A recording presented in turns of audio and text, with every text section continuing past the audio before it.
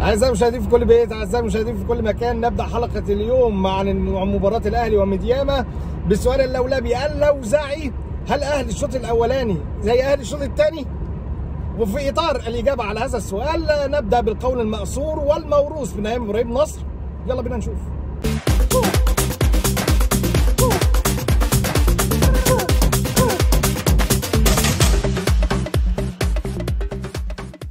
السلام عليكم ورحمة الله وبركاته. أنا أحمد صابر ودي الكرة مع أفوكاتو. عزيزي المشاهد، وفي إطار إجابتنا على هذا السؤال اللي قلناه في مقدمة هذه الحلقة، أعتقد إن إحنا مش هنتكلم على طريقة اللعب أبسولوتلي، إحنا هنتكلم عن المشاركات لبعض الأفراد اللي هم مين بقى؟ ديانج، قفشة، كهربا، موديست اللي ما لعبش، إمام عاشور، صلاح محسن، والاتنين بتوع خط الظهر بتوعنا. وبالمناسبه كمان على فكره الواد المهاجم بتاعهم عجبني قوي بصراحه. خلينا نبدا بالمهاجم بتاعهم.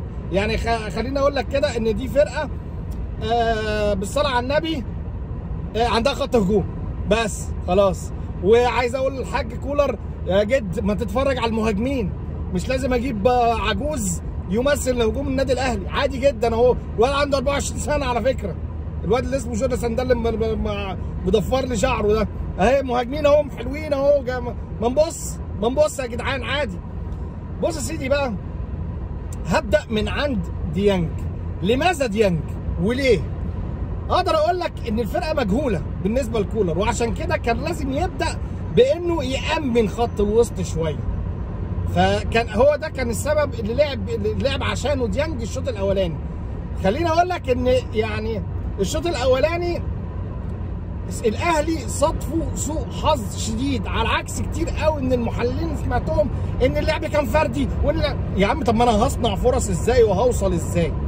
الفكره بس ان انت كان حامل لواء الجبهه اليمنى كان يعني كريم فؤاد، الراجل اللي انا شهادتي في حقه مجروحه لان انا اثنيت عليه من زمان قوي، من ايام يعني مدربين كتير قوي الراجل ده عدوا عليه وما ادولوش حقه. والناحيه الثانيه طبعا الجبهه دي ما كانتش واخده حقها قوي لان ديانج ما كانش بيقوم بالواجبات الهجوميه اللي احنا كنا منتظرينها منه. الناحيه الثانيه عندك بقى حسين الشحات وامام عاشور وكريم الدبيس وكانوا الدنيا مولعه نار. فانا مش عارف ليه الناس بتقول لك اصل الفرديه ومش الفرديه وكله كان بيجرب. وانا شايف بصراحه ان الاهلي كان في ماتش زي دوت فرقه متكتله ورا، كانت محتاجه فرود منطقه، فرود 9 يعني. بوجود كهربا حاول يعمل اللي يقدر عليه، بس الفرقه ما دام متكتله يبقى انا كنت محتاج موديست، وموديست كان مصاب بالصلاه على النبي. فهو دي المشكله اللي واجهتنا في الشوط الاولاني، ان انت محتاج حد يكون رايق وراسي وبيعرف ياخد اماكن وبيعرف ياخد الكره العاليه وبيعرف يلعب ضربات الراس، والحته دي اللي كهربا مش مميز فيها. فيعني انت مش شايف ان الاهلي صادفه غير سوء الحظ. طيب ايه اللي حصل الشوط الثاني؟ طلع ديانج، نزل قفشه، شالوا قلبه جابوا شاهين.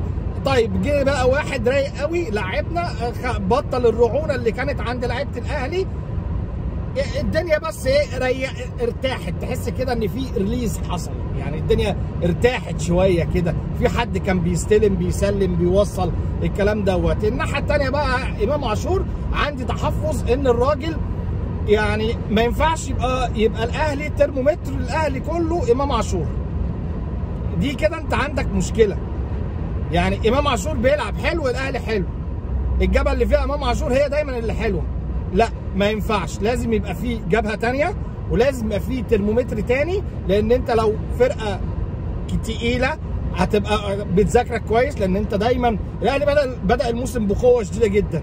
ليه؟ لانك مش معروف، مش فاهمين طريقه لعبك، ما انتش عارف انت بترتكز على مين، بتطلع ازاي، الكلام ده كله. الناس كلها بدات تذاكرك، ابتدت توقفك، بقت تتكتل قدامك، عرفت ازاي تتكتل. فانت ما ينفعش يبقى هو ترمومتر الاداء بتاعك دايما امام عاشور. حسين الشحات بصراحه يعني امبارح يعني ابتدى يستعيد جزء من مستواه. بصراحه ما اعرفش، ممكن اكون انا مختلف مع ناس كتير ان هو بيلعب بشكل فردي او الكلام دوت، بس انا شايف ان الراجل ادى اداء كويس. كريم الدبيس من ماتش لماتش في تقدم. فيعني الاهلي اعتقد ان الشوط الاولاني صادفه سوء حظ كبير جدا، لانه في حاجات، في كور طلعت من على خط المرمى. يعني المفروض نعمل ايه؟ كره حسين الشحات ديت، يعني المفروض نعمل الكوره بتاعت امام عاشور، نعمل ايه؟ يعني اللعيبه تعمل اكتر من اللي اتعمل دوت، مش عارف. الشوط الثاني بقى ونزول صلاح محسن والراجل اللي بيربينا، وده بقى عايزين نتعدل له كده ها، ونقول له لا مؤاخذه كده، المشكله مش عندك انت، المشكله عند خالد بيبو. معلش من ساعه اخر مره لما امام عاشور طلع كده ومحدش عارف يسيطر عليه، وخالد بيبو كان واخده تحت دراعه كده لا لا لا لا، عيب. في مشكله دلوقتي في اوضه لبس الاهلي، في مشكله، ومشكله كبيره جدا، ولازم ناخد بالنا، واللعيبه دي لازم تتشكم، عشان لعيب زي امام عاشور ولعيب زي صلاح محسن كده لو سبت لهم الحبل الدنيا هتبظوط مننا على الاخر.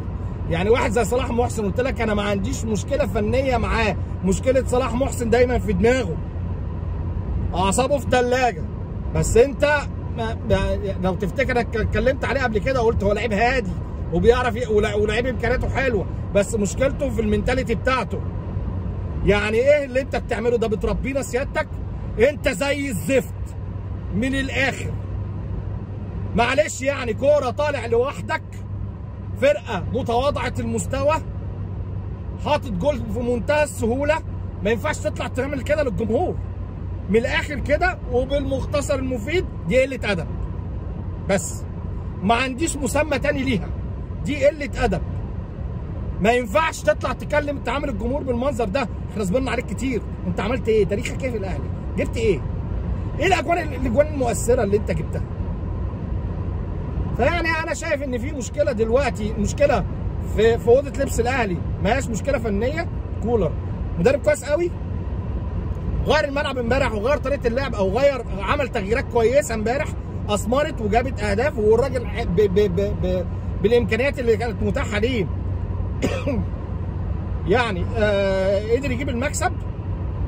لكن احنا عندنا مشكله في اوضه اللبس، ربنا يستر الفتره الجايه ديت. وبس كده، لو عجبك الكلام دوت ما تنساش لايك شير كومنت سبسكرايب، ولو انت بتتفرج عليا من على الفيسبوك يا ريت تشترك في القناه. سلام.